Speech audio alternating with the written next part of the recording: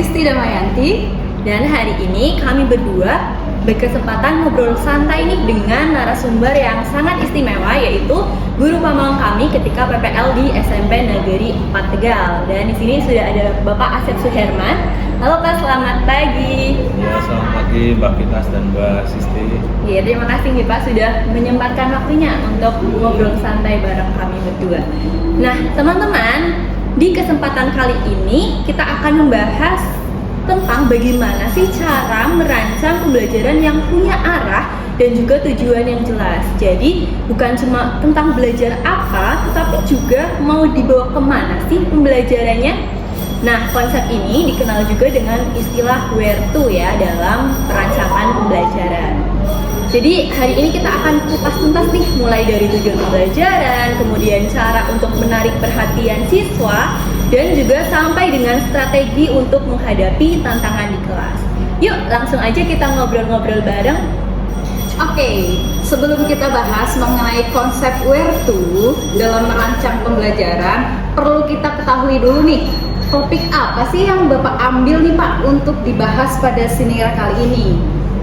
Ya, baiklah, untuk pada siang hari ini saya akan membahas tentang topik pidato yang bagaimana pidato itu banyak disukai oleh anak-anak di kelas 8. Oke, ini menarik ya teman-teman, karena ternyata pidato itu disukai oleh anak-anak kelas 8. Ini jadi pembahasan menarik nantinya, begitu. Baik, kita mulai dulu untuk konsep where to ini. Yang pertama bagian W. W ini berkaitan dengan arah tujuan pembelajaran dan mengapa itu dipilih. Nah, di sini di bagian yang pertama di bagian W ada juga beberapa pertanyaan yang akan kami sampaikan kepada guru pamong kita Pak Asep yang sudah bergabung pada siang hari ini. Yang pertama, apa sih Pak tujuan pembelajaran yang Bapak rancang? Tadi kan disampaikan bahwa topiknya tentang pidato. Kemudian tujuan pembelajaran yang ingin dicapai itu apa sih Pak? Ya, baik, pada siang hari ini tujuannya adalah bagaimana anak bisa ngomong langsung di depan kelas.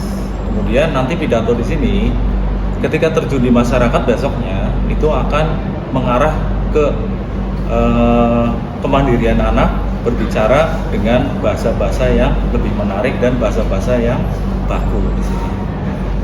Oke, berarti ini juga dikaitkan dengan bagaimana kemudian ini berguna juga gitu ya bagi kehidupan Betul. anak nantinya. Betul gitu. sekali.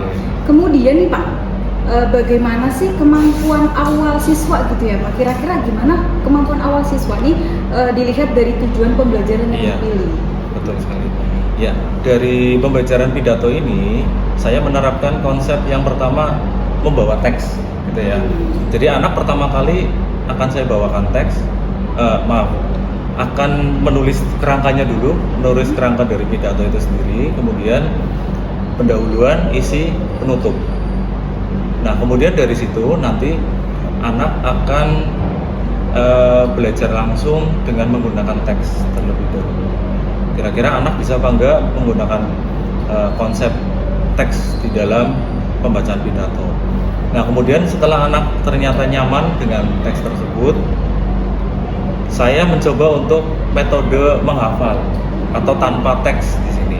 Nah, dari metode itu atau tanpa teks, kita bisa tahu kemampuan anak bisa atau tidaknya untuk berpidato di depan kelasnya masing-masing. Seperti itu, Pak. Baik. Oke, tadi juga sudah disampaikan oleh Bapak tujuan pembelajaran gitu. Nah, saya bertanya kembali nih Pak, sebenarnya apa sih alasan Bapak memilih tujuan itu? Alasannya? Ya, baik. Untuk alasannya seperti yang tadi saya sampaikan di awal, itu biar anak-anak percaya diri di depan kelas, baik di kelas atau besok ketika sudah lulus dari SMP 4 gitu. Nanti anak-anak kan besok kalau misalkan dari yang terendah jadi RT nih contohnya, jadi RT itu harus percaya diri untuk ngomong langsung di depan warganya, seperti itu Mbak Sisti. Oke, berarti ini termasuk juga harapan Bapak ya dari Betul. proses pembelajaran ini. Harapannya bagaimana kemudian pembelajaran ini itu bermanfaat secara langsung di masyarakat gitu Iya, ya Pak, betul tidak hanya sekali. untuk diri sendiri, Betul tapi sekali. bagaimana kemudian manfaatnya di masyarakat Betul, gitu ya Pak. seperti Oke, itu. ini menarik juga. Dan kalau misalnya dalam suatu pembelajaran gitu Pak, pasti kan ada kriteria atau indikator yang dijadikan penilaian gitu ya Pak, yang diperhatikan oleh Bapak dalam prosesnya untuk mencapai tujuan tersebut. Jadi sebenarnya apa saja sih indikator atau hal-hal yang dijadikan kriteria Bapak gitu dalam proses belajar ini agar mencapai tujuan yang sudah Bapak rancangkan? Ya, untuk kriterianya yang pertama yang saya nilai itu adalah pendahuluan dulu. Di antaranya ada salam pembuka gitu ya. Nah, kemudian kriteria kedua, penilaian kedua adalah isinya. Isi dari pidato itu apa saja. Gitu ya, Pak. Kemudian yang terakhir ada penutup. Penutupnya seperti apa? Biasanya akan ada pantunnya atau dengan kata-kata yang lain. Quotes gitu ya Pak? Iya, biasanya seperti itu. Jadi ada umpan baliknya yang biasanya diungkapkan oleh anak-anak atau sisi menariknya berada di akhir, biasanya akan seperti itu. Oke, berarti ini kan berkaitan juga bagaimana anak-anak itu nanti menyampaikan pidato sesuai dengan struktur tadi ya Iya, Pak, ada struktur. pendahuluan, ada isi, ada Iya. penutup. Dan selain itu ya Pak, tentang struktur, apakah ada juga penilaian yang berkaitan dengan kalau anak-anak maju misalnya kan dinilai juga bagaimana mimiknya, bagaimana intonasinya, betul. itu apakah juga menjadi penilaian Pak? Iya, betul, itu juga menjadi penilaian. Tapi untuk anak SMP di dasar itu memang tidak terlalu saya tekankan di situ ya Mbak ya, karena memang anak biasanya kalau disuruh maju aja saya sudah senang. Oh, Gitu ya Mbak. Karena memang dari sini anak itu kadang kalau nggak dapat nilai, anak tidak akan mau. Nah, di sini pemantiknya adalah ketika guru mengucapkan nanti kalau maju akan dapat nilai. Biasanya saya di pemantiknya seperti itu Mbak, untuk memantik anak-anak agar mau maju. Seperti itu. Berarti pada intinya anak-anak diberi pemantik gitu ya Pak, terus kemudian dilihat nih untuk mencapai tujuan apakah anak-anak berpidato sesuai struktur atau enggak gitu. Iya, Terus untuk betul bagian saja. performance ya Mas, Iya. maju itu jadi nilai tambah aja Iya, berarti gitu nilai ya? tambah saja. Baik Pak, kita lanjutkan ya Pak ke Ya. bagian WRT yang kedua adalah bagian H atau hook the student, yaitu menggugah minat siswa. Nah, yang ingin saya tanyakan yang pertama Pak, itu biasanya kan kalau misal masa-masa awal itu kan krusial banget ya Pak. Biasanya kalau siswa udah tertarik di awal pembelajaran itu ke belakangnya bakal lebih gampang ya untuk mengira pembelajaran. Nah, kira-kira tuh gimana sih cara Pak Asep nih untuk membangkitkan semangat dan juga rasa ingin tahu siswa di awal pembelajaran? Iya, itu awal pembelajaran pidato berarti ya Mbak ya. Ya, dari awal pidato saya biasanya menampilkan video pidatonya dulu Mbak di sini. Jadi ketika anak sudah senang dengan pidato-pidato yang bagus, itu biasanya anak nanti akan tertantang di sini. Akan oh ya ini pidatonya bagus nih. Contoh pidato yang biasa disampaikan oleh Bapak Presiden contohnya. Dari presiden yang pertama sampai presiden yang terakhir. Itu biasanya saya pantik anak-anak biar memperhatikan, karena biasanya presiden itu menjadi acuan anak biar dia menggugah cita-citanya, gitu ya Mbak ya. Jadi seperti itu. Menjadi seperti itu. Jadi saya ingin jadi presiden, jadi pidatonya harus seperti ini. Oke, berarti tadi untuk karakteristik siswanya itu lebih tertarik apabila dipantik dengan visual seperti tadi Iya, video gitu, betul. jadi lebih langsung tahu praktiknya itu bagaimana. Gitu. Iya, Nah, betul. kemudian kalau misalkan anak itu kan biasanya tidak selalu stabil gitu semangatnya atau ketertarikannya dalam kegiatan pembelajaran, pasti kan ada rasa bosannya ya Pak, atau mungkin ketika anak itu siswa itu menganggap bahwa materinya sulit, mereka akan turun semangatnya gitu untuk belajar, biasanya seperti itu. Nah, bagaimana sih penyampaian Pak Asep untuk bisa membangkitkan lagi semangat siswa yang tadi mungkin sedang bosan atau merasa materinya susah? Nah, Pak Asep itu biasanya melakukan apa? Ya. Apakah ada ice breaking khusus atau Ya, bagaimana Pak? betul. Ya, biasanya saya dengan ice breaking di sini ya, dengan ice breaking yang tidak terlalu ekstrim. Karena apa? Karena dengan ice breaking yang sedikit tapi mengena. Contohnya kita olahraga sedikit lah di dalam kelas di sini ya. Olahraganya diantaranya pergelangan tangan, kemudian leher itu sudah cukup. Kemudian biasanya saya juga mengacu pada olahraga pijit-pijitan biasanya seperti itu. Tapi yang dipijit laki-laki sendiri, perempuan juga sendiri gitu. Berpasangan. Iya, masing-masing di satu bangku seperti itu. Nah itu kan biar siswa semangat lagi gitu. Tapi ada nggak sih Pak tantangan terbesarnya ketika Pak Asep melakukan pembelajaran pidato? Mungkin tadi seperti yang Pak Asep bilang kayak siswanya agak malu-malu nih gitu. Yeah. Mungkin itu apakah tantangan terbesarnya Pak? Atau mungkin ada tantangan lain nih selain Iya, itu? betul sekali. Di sini tantangannya yang pertama biasanya kalau disuruh itu anak merasa bosan ya Mbak ya di sini, atau biasanya ada anak yang males di sini untuk berpidato. Tapi di sini memang tantangan dari seorang guru ya memang harus maju di sini untuk anak biar lebih semangat lagi. Tapi memang banyak sekali ya tantangan-tantangan yang tidak terduga di sini ketika sudah maju pidato. Kadang anak ada yang nggak berangkat nih karena sengaja, aduh pelajaran bahasa Indonesia akan maju pidato. Oh, iya, akhirnya sengaja berangkat. tidak berangkat Oh. seperti itu Mbak biasanya. Oke, berarti itu tadi tantangan terbesarnya mungkin ada siswa yang masih enggan ya Pak Iya, untuk betul. berpidato gitu. Betul sekali. Berarti untuk tantangan terbesarnya itu bagaimana cara Pak Asep khususnya untuk bisa membuat siswa ini jadi tertarik dengan pidato biar berangkat gitu ya Pak. Iya, Paling betul. enggak bisa maju gitu. Iya, betul sekali Mbak. Oke, selanjutnya di bagian yang ketiga yaitu bagian E. Bagian ini berkaitan dengan eksplorasi dan pengalaman belajar peserta didik gitu ya. Nah, untuk pertanyaan pertama dari bagian ketiga ini, kan kadang kalau siswa itu siswa dalam satu kelas itu ada banyak ya Pak. Kalau di sini sekitar 30 ya? Iya, ada sekitar 30. 30. Dalam satu pembelajaran biasanya tidak semuanya atau tidak 30-nya itu terlibat. Kadang ada yang bercanda, ada yang ngobrol Iya. sendiri, ada yang tidur gitu ya. Nah, itu gimana sih Pak cara Bapak untuk melibatkan semua siswa agar semua siswa itu terlibat dalam mengeksplorasi ide penting terutama ya, misalnya ada bagian penting nih yang harus diketahui anak. Nah, bagaimana cara Bapak untuk melibatkan anak? Iya, betul. Sudah ya Mbak. Ya, biasanya saya gini Mbak. Kalau untuk pidato biasanya anak itu takut karena akan disoraki sama teman-temannya. Nah, makanya di sini absen 1 sampai 15 saya suruh di dalam kelas. Kemudian absen 16 sampai 30 itu saya suruh untuk menunggu di luar gitu ya Mbak. Jadi biar pidato tidak terlalu dibecandain gitu Mbak sama anak-anak yang nonton gitu. Bisa lebih fokus. Ya, jadi biar lebih fokus. Jadi anak juga lebih percaya diri ketika membawakan pidatonya masing-masing. Ini juga jadi strategi yang menarik Iya, gitu ya. Jadi betul. bagaimana nantinya kepercayaan diri itu tidak hilang ya dari siswa Iya. karena nanti disoraki atau atau bagaimana. Kadang kan ada anak yang di tengah-tengah lupa gitu ya Iya, Pak. Nanti betul. anak-anak yang lain tuh menyoraki itu kan nanti bisa menghilangkan kepercayaan dirinya gitu. Iya. Jadi ini salah satu strategi yang menarik gitu. Betul. Oke. Yang kedua dari bagian 3 ini, kegiatan belajar seperti apa ya Pak yang menurut Bapak itu bisa menunjukkan kemampuan siswa yang terbaik? Ya, Gimana tuh? betul.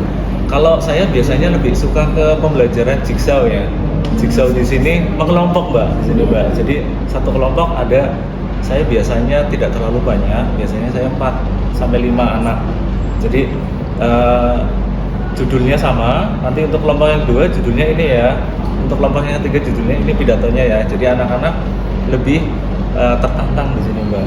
Nah, nanti kalau sudah siap semuanya, anak-anak fokus untuk pembelajaran ketika akan maju ke depan gitu ya Mbak. Jadi anak-anak nanti contoh pidato yang judulnya tentang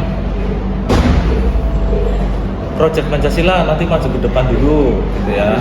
Nanti kita sistemnya separuh-separuh kayak yang sudah saya tadi bilang, absen 1 sampai 15 di dalam kelas dulu, absen 16 sampai 30 di luar kelas. Oke, berarti kalau metodenya seperti itu, jigsaw itu berbeda-beda tadi Iya, Pak. Berarti berbeda. juga akhirnya nanti anak-anak mendapat banyak pengetahuan dari misalnya saya dapat Iya, ini betul. loh, teman saya dapat ini, oh saya dapat Iya. pengetahuan baru dari yang lainnya, Iya, itu juga seperti seperti itu. itu. Nah, kemudian biasanya nih kalau di sekolah-sekolah gitu ya Pak, ada guru yang suka memberi tugas rumah atau misalnya kegiatan di luar kelas. Kalau Bapak itu seperti apa? Ya, ini menarik memang. Ini sudah saya katakan di anak-anak kelas 8 waktu pertama kali masuk waktu itu ya, di tahun ajaran baru. Saya sudah menekankan ke anak bahwa setiap pelajaran bahasa Indonesia tidak pernah saya kasih PR. Oh. Saya tidak pernah sama sekali kasih PR. Karena apa? Karena tidak akan dikerjakan, Mbak. Dan biasanya ini memang unik ya bahasa Indonesia di sini ya. Kalaupun saya ngasih PR, percuma, pasti mengerjakannya di sekolahan. Iya. Seperti itu, Nggak Mbak. jam yang lain malah ya, Betul. Pak. Malah sibuknya dengan main HP kalau di rumah, gitu. Jadi ini khusus untuk pelajaran bahasa Indonesia tidak pernah saya kasih PR, tapi pembelajarannya Pak Guru tekankan yang lebih intensif lagi di dalam kelas, kayak gitu. Ini memang mungkin hanya bahasa Indonesia ya Mbak ya di sini ya, sama olahraga mungkin di sini. Karena memang saya lihat karakter anak sekarang itu unik di sini Mbak. Uniknya apa? PR tidak mengerjakan. Ya maunya banyak lah di sini lah yang menjadi bahan ketika saya masuk di kelas 8. Jadi sebenarnya mungkin kan tidak semua guru tidak memberikan PR, ada juga sebagian yang memberikan PR, ada juga yang tidak. Mungkin kalau untuk Bapak ya, yang saya lihat di sini juga saya kira Bapak memberikan ruang eksplorasi kepada peserta didik yang lebih lebar ketika di rumah gitu. Jadi Ya, mereka tidak hanya berkutat dengan PR yang dikasih guru nih, Betul. tapi juga mereka berkomunikasi dengan orang lain, misalnya bergabung dengan suatu komunitas atau Betul. mungkin di sini ada ekstra gitu ya Ya, Pak, ada ekstra. ya, Jadi ya. mereka mengikuti ekstra. Jadi sebenarnya di sini juga penekanannya tidak hanya tidak dikasih PR agar anak tidak ngapa-ngapain juga, Ya. tapi bagaimana kemudian anak ini mengeksplorasi sendiri begitu ya Pak, apa minatnya, apa yang ingin dicari gitu ya Ya. Pak. Nah ini juga menarik ya teman-teman ya. Betul sekali. Bisa kita lanjutkan ya Pak ke bagian yang R, yaitu Ya. ada reading, revisit dan juga revise atau mengulas dan juga memperbaiki pemahaman. Nah, untuk pertanyaan yang pertama ya Kak, biasanya kan kalau dalam pembelajaran ini ada bagian refleksi atau evaluasi ya Kak pada bagian akhir. Itu mengajak siswa kan untuk berpikir ulang nih mengenai Ya. pemahaman apa yang sudah mereka dapatkan gitu. Nah, kalau Pak Asep nih, kalau melakukan bagian refleksi itu biasanya gimana Pak? Apakah memberikan pertanyaan pemantik atau mengajak mereka bersama-sama meluapkan apa yang mereka pelajari atau Ya, bagaimana? betul. Ya, diantaranya pemantik tadi ya Mbak Pinas ya, itu yang menjadi ciri utama dari bahasa Indonesia. Iya, betul. Saya ada tambahan lagi ya, sedikit. Dari pembelajaran jigsaw di sini, kadang-kadang itu anak bosan Mbak. Anak bosan di dalam kelas, akhirnya saya arahkan ke luar kelas. Kadang terserah mau di mana lah, yang penting anak berpikir kritis tentang pembelajaran pidato di sini. Contohnya tema yang tadi ya, tema project Pancasila contohnya, atau profil dari Pancasila di sini. Jadi anak tidak bosan, tidak melulu di dalam kelas, itu tidak, tapi silakan boleh belajar di luar kelas di sini. Jadi biar anak itu intinya tidak bosan. Nah, dari refleksi itu, dari pemantik-pemantik pertanyaan yang biasanya dilakukan, itu biasanya sistemnya itu pemantik tapi yang mengarah ke dalam satu pembelajaran, contohnya pembelajaran pidato.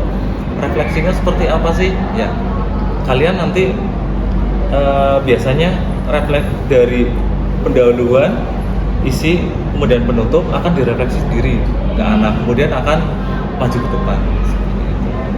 Biasanya senang atau enggak ini di pelajaran pidato. Oh gitu. iya.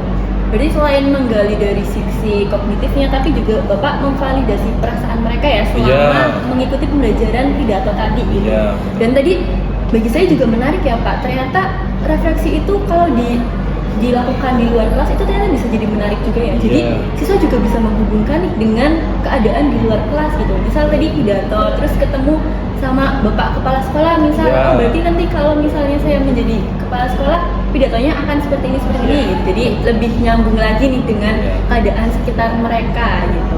Dan kemudian kalau untuk penugasan ya Pak, kalau pidato kan mungkin membuat pidato seperti yang gue bilang sesuai dengan strukturnya ya, ada dari pendahuluan, isi, kemudian penutup.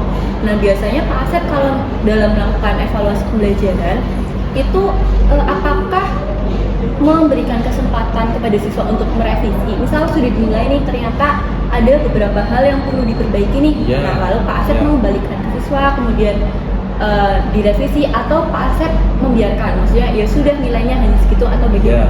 nah ini menarik memang di Iya. sini. Ini ada beberapa siswa ya, kadang-kadang dari berbagai tingkat di sini ya Mbak ya.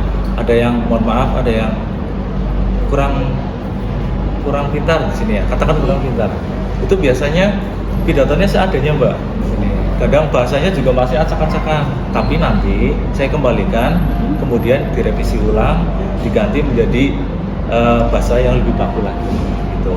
Beda dengan yang anak yang tingkatnya lebih, prestasinya lebih tinggi.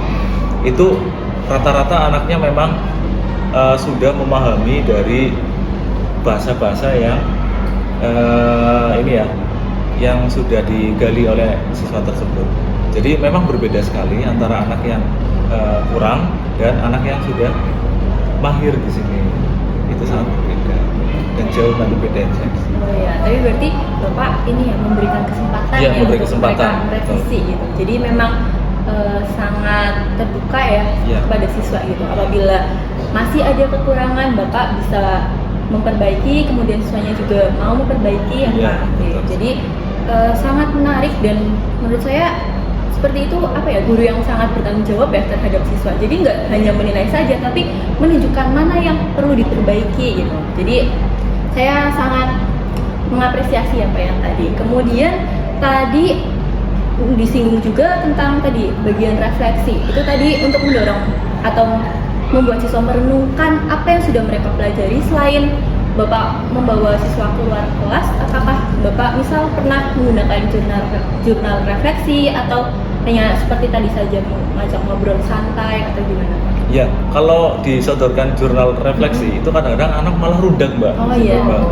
Nah, jadi kita ngobrol santai saja di situ di luar kelas maupun di dalam kelas. Jadi anak lebih yang pertama lebih menyukai ke gurunya, yang kedua menyukai pelajaran. Oh iya. Gitu. Bisa lebih terbuka gitu Iya, kalau gitu, ngobrol Mbak. santai. Oke. Oke.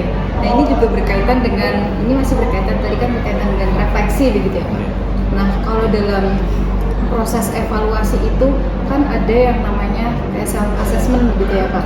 Nah itu sebenarnya Bapak pernah melakukan itu nggak ya Pak kepada siswa self assessment?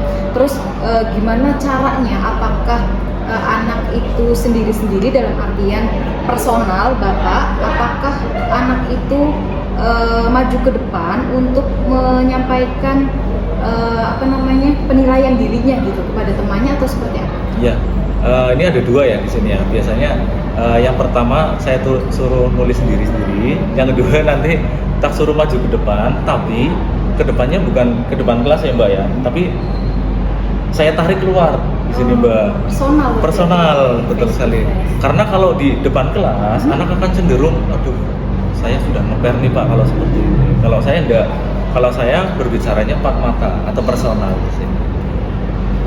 Nah ini juga mungkin ranahnya privasi ya Pak. Iya, gitu. betul, Jadi itu biar privasi, anak ya. juga kalau mungkin berbeda juga kalau misalnya anak di depan kelas menyampaikan sama lebih privasi ke bapak langsung itu mungkin akan lebih terbuka Iya, begitu ya. betul, Iya lebih betul, terbuka betul, karena betul kan sekali. hanya empat mata ya maksudnya Iya, empat mata betul. hanya 2 orang aja nih, jadi saya lebih terbuka Iya. dan bapak juga akhirnya memberikan masukan yang lebih lebih personal Iya, kayak betul sekali. gitu.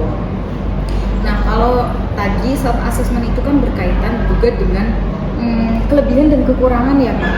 Nah Bapak berarti kalau pengen tahu kelebihan dan kekurangan siswa berarti melalui tindakan personal itu berarti ya Pak? Iya. Atau ada yang lain Iya, lagi? sudah melalui itu Oh saja. sudah, Iya, oke melalui melalui itu. itu aja. Itu yang menarik. Terus gimana caranya membantu siswa untuk mengetahui, mereka menyadari sih, lebih menyadari bahwa saya ini udah bisa loh di materi ini, saya belum bisa loh di materi ini. Untuk menyadarkan mereka itu prosesnya seperti apa? Ya, ini banyak faktor ya Mbak kalau yang seperti itu ya Mbak. Dari saya memang lebih ke ini ya, lebih ke personal, karena memang tingkatannya anak itu memang beda-beda di sini. Jadi memang anak ada yang malu lah dengan gurunya, ada yang, tapi kalau kita berbicara empat mata, insya Allah anak akan mengungkapkan isi hatinya di sini Mbak. Jadi akan mengungkapkan saya tidak suka dengan yang seperti ini Pak, asesmen yang seperti ini Pak, atau tidak suka yang seperti ini. Jadi anak akan lebih terbuka lagi terhadap Berarti itu termasuk juga, misalnya nih ada siswa yang saya belum memahami Pak, misalnya mau dibantu ini, bisa juga personal gitu ya? Iya. Oke, ini juga menarik ya, dalam artian ada guru gitu, ada sosok guru yang memahami secara terbuka gitu ya siswanya. Misalnya saya belum paham nih materi ini, saya mau diajarkan yang ini lebih gitu ya, bisa lebih detail lagi seperti apa. Berarti Bapak terbuka terhadap hal demikian Iya, ya? lebih ke pribadi. Dan tidak semua guru bisa seperti ini gitu ya. Oke. Oke, kita lanjutkan lagi ke bagian yang T, yaitu tailor to student atau menyesuaikan dengan siswa. Tadi melanjutkan ya Pak, bahwa tadi Pak Asep menyampaikan adanya perbedaan tingkat kognitif ya dari siswa. Ada yang sudah pandai, ada yang belum terlalu mahir gitu. Dan selain kognitif itu kan karakteristik siswa juga berbeda-beda dari kebutuhan, gaya belajar, kemudian minat ya. Nah, gimana sih cara Pak Asep untuk menyesuaikan pembelajaran dengan kebutuhan siswa tadi yang berbeda-beda? Iya, betul. Ya, ini pertanyaannya memang ini ya sulit gitu ya Mbak ya di sini ya. Jadi saya kalau dengan siswa itu biasanya tesnya dengan langsung wawancara ya Mbak ya, antara yang belum mahir atau sudah mahir di sini. Karena memang dari bahasa saja anak sudah kelihatan di sini Mbak. Karena kita memegangnya bahasa Indonesia. Anak sudah kelihatan, anak pakai bahasa sehari-harinya seperti apa, anak ngobrol dengan gurunya seperti apa, dan anak ngobrol dengan orang yang lebih tua seperti apa di sini. Karena nah di sini kita bisa kelihatan nih Mbak dengan anak-anak tersebut. Seperti itu. Oke, berarti tadi untuk asesmen diagnostiknya berarti Bapak lebih menggunakan ke wawancara ya? Iya, lebih ke wawancara. Gitu, tentang tadi karakteristik dari peserta didik. Kemudian kalau nih Pak, misalnya kalau kita merancang pembelajaran itu kan biasanya tidak selalu sesuai ya Pak dengan apa yang terjadi.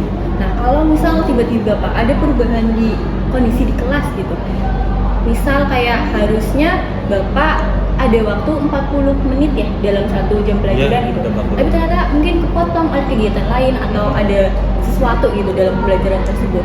Bagaimana sih cara Bapak untuk menyesuaikan rencana pembelajaran yang sudah Bapak susun dengan kondisi tadi supaya bisa tetap efektif gitu? Iya, karena ini kondisional ya. Iya. Nah biasanya mau tidak mau saya penugasan Mbak di sini Mbak. Nah penugasan di sini dari segi yang berbeda. Kalau dalam bahasa Indonesia itu harus selesai di hari itu juga gitu. Jadi kalau tidak selesai ya konsekuensinya anak harus mengulang lagi di pelajaran nanti di selanjutnya, karena di di pelajaran yang selanjutnya itu biasanya berbeda materi lagi ya Mbak ya. Iya. Di sini seperti itu Mbak. Oke, berarti tadi memang digantikan dengan penugasan dan sesuai dengan prinsip tadi Pak Asep ya, bahwa tidak dijadikan PR gitu, tetap harus dikerjakan saat itu juga. Saat itu Gitu. juga. Ya, Pak. Oke, kalau kita kembali begitu ya ke awal tadi, saya dengar bahwa ketika materi pidato ini gitu ya Pak, sebelum anak-anak menulis, merancang pidatonya, kemudian mempraktikannya, Bapak terlebih dahulu memperlihatkan video begitu ya Pak. Iya. Ini juga berarti menurut Bapak menjadi cara yang membantu siswa memahami materi secara lebih mendalam ya Pak ya? Iya, betul. Iya, karena Di sini kalau yang saya lihat ya, yang saya bayangkan ketika anak disajikan video kan berarti anak melihat secara langsung geraknya seperti apa, kemudian intonasinya seperti apa gitu ya Pak. Jadi benar-benar pembelajarannya tuh melihat langsung seperti apa gitu. Jadi ketika nanti menyampaikan, merancang pidato, jadinya mereka juga tidak bingung gitu ya. Paling nanti tinggal anak-anak itu manajemen ketakutannya ya untuk maju itu paling ya Pak ya. Iya. Oke. Nah, kalau di dalam proses pembelajaran kan berarti ada kemungkinan juga siswa itu salah paham ya Pak dengan materi. Pernah nggak sih? Kemungkinan ada nggak Pak? Ada, cuman kemungkinan lebih sedikit ya Mbak ya. Di sini ya lebih sedikit, cuman karena yang terakhir di sini, contoh yang penutup, biasanya ada kesalahpahaman tentang yang pantunnya salah lah, atau yang biasanya penutupnya salah lah, itu biasanya ada, tapi cuma sedikit, hanya sedikit Pak. Ya, Salah paham. Di bagian akhir-akhir. Iya, hanya di akhir. Ya, berarti intinya ada ya? Ada kemungkinan kesalahpahaman. Iya, tapi sebagian kecil Mbak. Oke, berarti ada kemungkinan kesalahpahaman sebagian kecil gitu ya Pak. Kemungkinannya kecil banget Kecil untuk sekali. salah paham. Iya. Tapi ketika memang ada ya berarti itu walaupun kecil, kira-kira gimana cara Bapak untuk meminimalkan kemungkinan kesalahpahaman itu? Kira-kira gimana Pak? Saya dengan metode yang unik di sini ya. Di sini memang saya langsung ketika anak sudah lupa, ketika anak sudah istilahnya sudah pikirannya macam-macam, saya langsung udah ditutup, kemudian langsung salam, langsung seperti itu saja. Pak, saya pantunnya lupa Pak, udah langsung salam saja. Karena memang di skip, karena memang sulit ya di sini ya Mbak untuk berpantun di akhir-akhir penutup pidato itu. Tapi yang penting di situ anak-anak sudah memahami konsepnya ya bahwa penutup ini ada hal-hal ini aja gitu loh, ini gitu, berarti intinya udah tahu ya Pak. Sudah. Tapi karena mungkin nervous gitu maju jadinya lupa gitu ya. Kadang anak langsung saya langsung penutup aja. Ya udah Pak, iya Pak. Waalaikumsalam warahmatullahi wabarakatuh. Sudah selesai. Sudah ya Pak ya, sudah ya. Oke. Terus kemudian nih biasanya kalau di dalam kan proses pembelajaran itu kalau ini 1 jamnya 40 menit ya. 40 menit. Itu ya cukup panjang lah, kalau misalnya 2 jam sekitar 80 menit. Jadi dalam proses itu bisa jadi anak itu fokusnya berubah, mungkin dari awal diperlihatkan video mungkin semangat, tapi nanti di akhir nanti nggak semangat atau nggak fokus, ngobrol dan lain sebagainya begitu ya Pak. Nah kalau dari Bapak, cara yang efektif atau bagaimana urutan yang efektif dalam proses pembelajaran agar anak tuh fokusnya stabil dari awal sampai akhir itu kira-kira bagaimana caranya Pak? Iya betul. Itu pertanyaan kayaknya yang di awal juga sudah disampaikan. Yang pertama memang video-video itu durasinya memang dari awal sampai akhir ya Mbak, ya kira-kira mungkin sekitar 10 menitan gitu, biar anak nggak bosan. Nah kemudian biasanya tidak hanya satu orang saja yang berpidato ya Mbak ya di dalam video, tapi kita biasanya membandingkan 2 atau 3 orang yang berpidato di dalam video itu. Jadi biar anak tidak bosan. Nah kemudian dari situlah nanti anak sudah mulai membangkitkan dirinya nih di sini. Oh iya, saya harus jadi seperti itu nih, Pak Guru. Saya harus jadi seperti presiden ini ya, yang pidatonya membara-bara seperti ini. Selain dari pidato yang disampaikan oleh presiden itu, biasanya pidato mana yang lebih bagus nih pidatonya, atau presiden yang pertama sampai akhir itu yang mana? Biasanya saya seperti itu. Jadi biar anak itu semangat dari awal sampai akhir seperti itu. Jadi ada berbagai video yang ditampilkan gitu ya Pak. Jadi anak-anak juga tidak hanya satu doang nih melihat, oh kalau udah satu ya udah bosen gitu. Tapi di sini Pak Asep mencoba untuk menyajikan beberapa video sebagai pembanding juga ya, sebagai pembanding juga anak-anak kira-kira lebih bagus yang mana nih dalam konteks tertentu, kira-kira lebih bagus yang mana juga nih gitu. Jadi anak-anak di situ memilih juga, mengolah, berpikir untuk menentukan mana yang akan mereka pilih gitu. Iya betul sekali. Oke Pak, nggak kerasa nih Pak, udah sekitar berapa? Hampir setengah jam Hampir kayaknya setengah jam. Pak kita ngobrol santai nih bertiga. Dan sekali lagi terima kasih banyak ya Ya. Pak sudah mau bergabung bersama kami. Tadi juga merupakan pembahasan yang sangat menarik ya teman-teman, bahwa kita sudah belajar mengenai bagaimana merancang pembelajaran yang sesuai dengan konsep where to, kemudian tadi ada juga cara untuk menarik perhatian siswa dan juga ada strategi-strategi pembelajaran yang tadi juga menarik yang sudah diterapkan Pak Asep tadi. Dan semoga kita semua bisa belajar ya dari video kali ini. Mohon maaf apabila ada kata-kata mungkin dari saya atau dari Mbak Sisti yang kurang berkenan. Semoga teman-teman bisa terus belajar dan juga semangat. Sampai jumpa di video selanjutnya.